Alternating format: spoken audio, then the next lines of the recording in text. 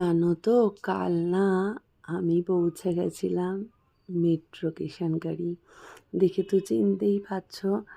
আসলে দেখো, পয়লা বৈশাখ এসছে, একটু কেনাকাটা করতেই হবে, নয়তো মন ভালো লাগে না। আর এমনিও আমার যেগুলো মেট্রো কিষানকারী থেকে নিতে হয়, তো সেগুলোও শেষ হয়ে গেছিলো। তো একবারেই সব কাজ নিয়ে বেরিয়েছিলাম।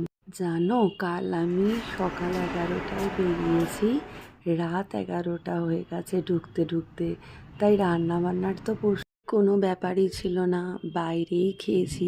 খেয়েছি বলতে লাঞ্চ তো করতে পারিনি।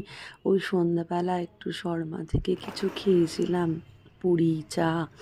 আর রাতেও যেন ফেরার পথে খাবার নিয়ে চলে এসেছিলাম। তো যাই হোক, এই মেট্রো কিষানকারীতে এই থালাবাটিটা একটা গিফট করার আছে।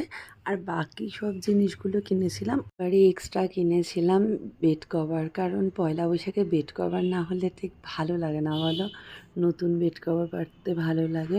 তো যাই হোক, ওদিকের পাট শেষ করে চলে এসেছি গৌরাঙ্গতে। গৌরাঙ্গ বহু পুরনো গড়িয়াহাটার একটা দোকান।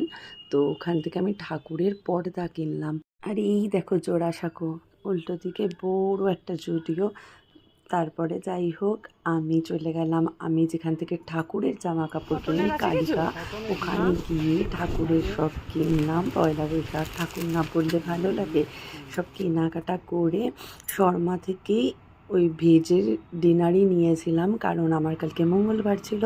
দিয়ে চা খেয়ে বাড়ি চলে এসেছি। তো ব্যাস এই ছিল।